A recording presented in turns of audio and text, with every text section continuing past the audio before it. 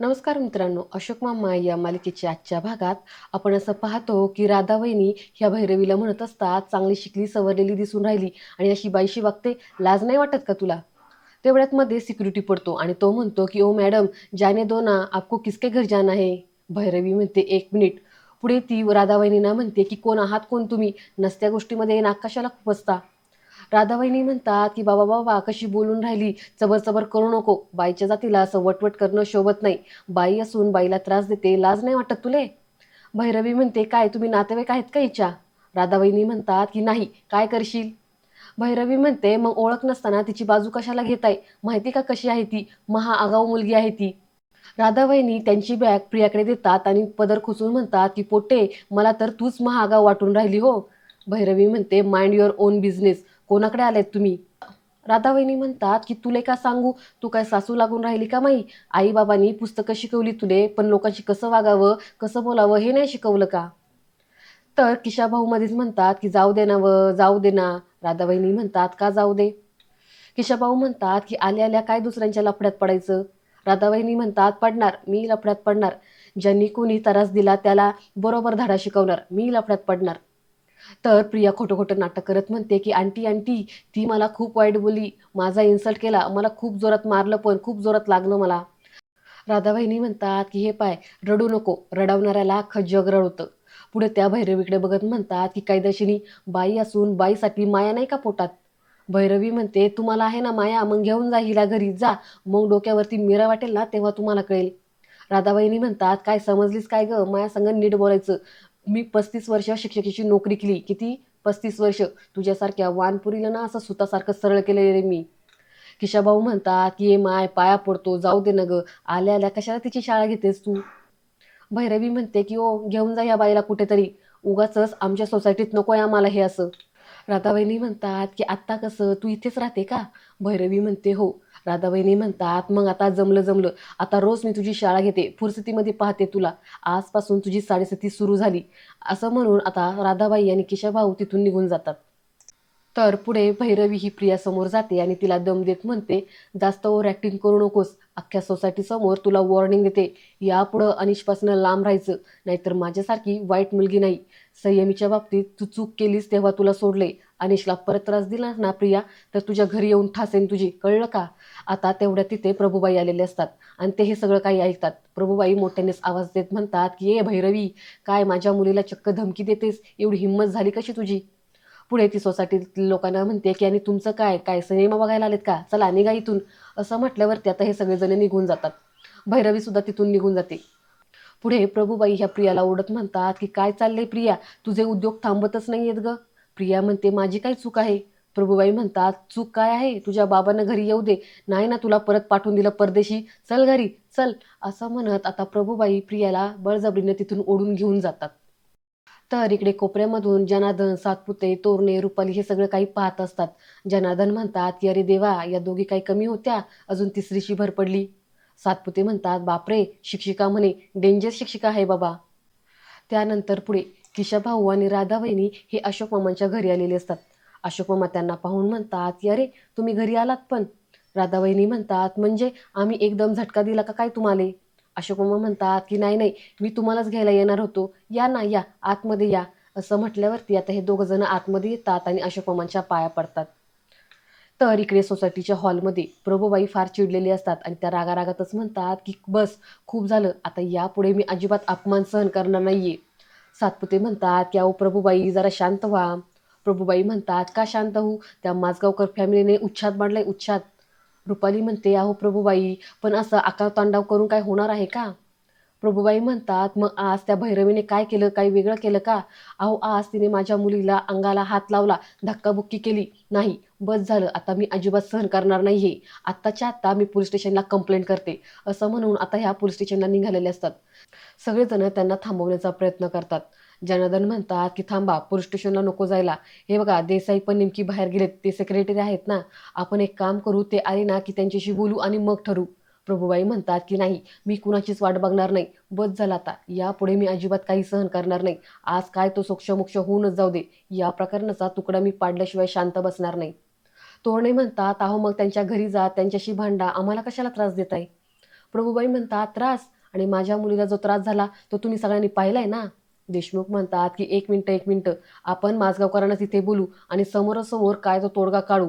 संध्याकाळी ते येतीलच. प्रभूबाई म्हणतात की संध्याकाळी नाही, आत्ताच्या आत्ता जे काय होईल ते आत्ताच्या आत्ता करायचं, बोलवा त्यांना. असं म्हणत त्या खुर्चीत बसतात आणि म्हणतात की आत्ताच बोलवा, मी इथून हलणार नाही. पुढे जनार्दन अशोक मामांना बोलवण्यासाठी तिथून निघतात. तर इकडे अशोक मामा राधाबहिणी आणि किशाभाऊंना म्हणतात की किती वर्षांनी येणं केलं हो. किशाभाऊ म्हणतात की वेणुताईची आठवण येऊन राहिली, त्यात या राधाच्या बहिणीच्या दिराचं लग्न, ते पण मुंबईत. म्हटलं आता जावंच लागेल मुंबईला. अशोक मामा म्हणतात की छान छान, मग कसा झाला प्रवास? किशाभाऊ म्हणतात त्याला काय धाड भरते, एकदम बेस्ट. भाऊजी तुमची मुंबई तर एकदम अलग दिसून राहिली, केवढी माणसं, केवढी गर्दी. बाबा बाबा बाबा, मला तर नुसतंच फिरकं भरलं बघा. राधाबाईंनी म्हणतात की हा ना, लयच गुंडागर्दी वाढून राहिली नाही का, तिचा आल्या आला झटका बसला ना आम्हाला. अशोक मामा म्हणतात का कुणी पाकिट वगैरे मारलं का तुमचं? तसं असेल तर सांगा, आपण पोलिसात जाऊ. राधाबाईंनी म्हणतात की नाही, अहो एक मावाली पोट्टी भेटली आम्हाला.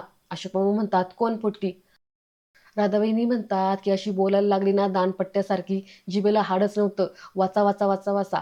अवतार तर काय सांगू भाऊजी, ना कपाळाला टिकली ना हातात बांगड्या. तुमची सूनबाई तर नाही ना अशी? अशोकमामा म्हणतात की नाही नाही, आमची सून अशी नाही.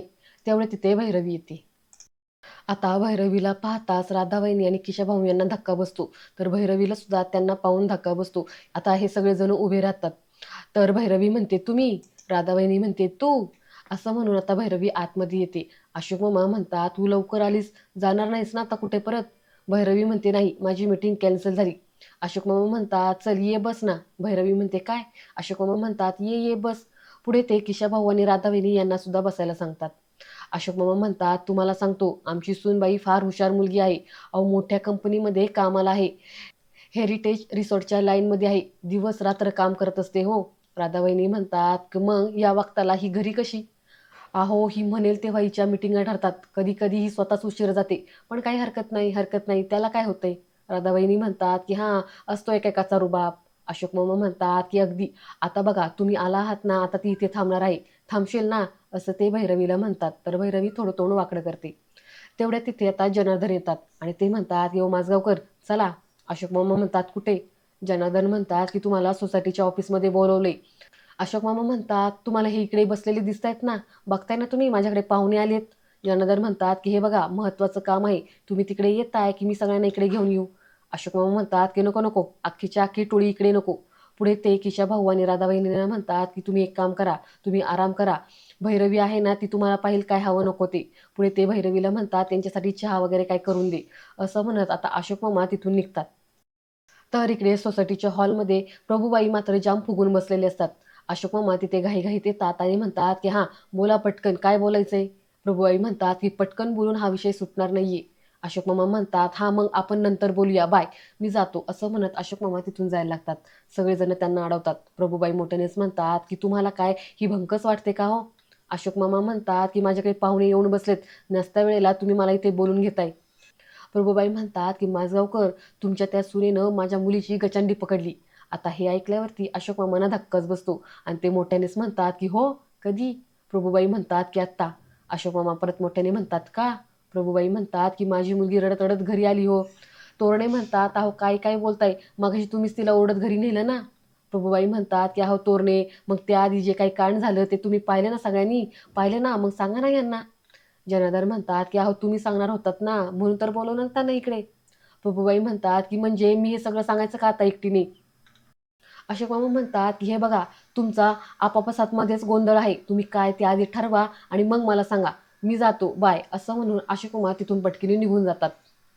पुढे सातपुते म्हणतात की हे बघा, आपण सगळे या विषयावरती शांतपणे बोलूया. प्रभूबाई म्हणतात की सातपुते, शांतपणे बोलण्याची वेळ गेली आता. आता ना कृती करायची वेळ आलेली आहे. आता बघा मी काय करते ते. असं म्हणून आता प्रभूबाई तिथून निघून जातात. तर इकडे घरी भैरवी या दोघांना चहा देते. राधाबाईंनी म्हणतात की तुमच्याकडे पाहुणे आले की निराश चहा देतात का? म्हणजे बिस्किटं, खारी, टोस्ट असं काहीच नाही का? भैरवी म्हणते आणते. राधाबाईंनी म्हणतात राहू दे, वराती मागून घोडे नको, राहू दे आता. तर किशाभाऊ हे राधाबाईंकडे रागाने पाहू लागतात. राधाबाईंनी म्हणतात की असं पाहू नका माझ्याकडे. किशाभाऊ हे भैरवीकडे बघत म्हणतात की मजाक मजाक करते, कॉमेडी आहे ना ती. पुढे राधाबाईंनी म्हणतात पंचांग आहे का? भैरवी म्हणते, काय पंचांग? ते बाबांकडे असेल, मला माहिती नाही. राधाबाईंनी म्हणतात की मला पंचांग हवंय, मला पाहायचंय या घरात मी कुठल्या नक्षत्रावरती प्रवेश केला तो. तर किशाभाऊ हे भैरवीकडे बघत म्हणतात की मजाक करते ती, मी म्हटलं ना कॉमेडी आहे. मी काय म्हणतो, मराठी कॅलेंडर आहे का? ते बघ तिथे पाठीमागं आहे, तेवढं दे. असं म्हटल्यावरती आता भैरवी ते कॅलेंडर काढते आणि राधाबाईंकडे देते. तेवढ्यात भैरवीला फोन येतो. भैरवी तो फोन घेण्यासाठी तिथून बाजूला जाते. राधाबाईंनी पाठीमागून म्हणतात की मोठी शिकेल म्हणे, मोठ्या कंपनीत कामाला आहे, पण डोकं आहे का खोकं आहे? तर इकडे प्रभूबाई ह्या उपोषणाला बसलेले असतात. सोसायटीमधील सगळे लोक त्यांना समजावून सांगायचा प्रयत्न करतात, पण त्या काही मात्र कोणाचं ऐकायला तयार नसतात. शेवटी जनार्दन हा अशोक मामांना बोलवायला जाणार, तेवढ्यात अशोक मामा बाहेरून येतात. जनार्दन त्यांच्यापाशी जातात आणि म्हणतात की तिकडे बघा, प्रभूबाई उपोषणाला बसल्यात कधीपासून, तुमच्या नावाने बोंबलतायत. अशोक मामा म्हणतात की माझ्या नावाने? जनार्दन म्हणतात की हो, तेवढंच त्या उपोषणाने त्यांचं डायटिंग पण होईल आणि तुमच्या अनिची जशी छान प्रसिद्धी झाली आहे ना, तशीच आता भैरवीची पण होईल. चला तुम्ही. असं म्हटल्यावरती आता अशोक मामा पुढे येतात. तर प्रभूबाई त्यांना पाहून मोठमोठ्याने ओरडायला लागते की भैरवी माझगावकर हाय हाय, अशोक माझगावकर मुर्दाबाद, बंद करा बंद करा, सोसायटीमधील गुंडागर्दी बंद करा. अशोक मामा म्हणतात, अरे काय नाटकी चालली ती? तोरणे म्हणतात की अहो, तुमच्या भैरवीने त्या प्रियाचा अख्ख्या सोसायटीसमोर इन्सल्ट केला आहे. अहो, तिला मारलं म्हणून यांनी उपोषण धरलंय. अशोक मामा म्हणतात की अहो बाई, काय आपण उपोषण करत आहात का? मला वाटलं तुम्ही संगीत खुर्ची खेळतायत. काय ना, म्हणजे उपोषण खुर्चीवर बसून नाही करत हो, जमिनीवर बसावं लागतं. असं म्हटल्यावरती आता प्रभूबाई जोरात खाली बसतात. त्यांना थोडं लागतं. पुढे अशोक मामा म्हणतात की आपण असं नुसतं बसून चालणार नाही, घोषणा द्यायला पाहिजे तुम्हाला. पुढे ते सोसायटीतील लोकांकडे बघतात आणि म्हणतात, तुमची टोळी पण आली आहे का सगळी इकडे? तुमचा मोरक्या कुठे आहे मोरक्या? आता सातपुते तोरणे सगळेजण अशोक मामांना जरा बाजूला घेतात आणि म्हणतात की हे बघा माझगावकर, आमचं काही नाही, हा उगाच तुम्ही आम्हाला काही बोलू नका. तिचं आपलं काहीतरी चालू आहे हो. उपोषण हा फक्त बहाणा आहे. नुसता गोंधळ चाललाय गोंधळ. आम्ही त्यांना म्हणालो सुद्धा असा वेड्यापणा करू नका, पण ते ऐकतच नाहीये अहो. अशोक मामा म्हणतात, ठीक आहे, मी बघतो. आणि आजचा हा भाग इथे संपतो. पुढील भाग पाहण्यासाठी चॅनलला सबस्क्राईब करा. धन्यवाद.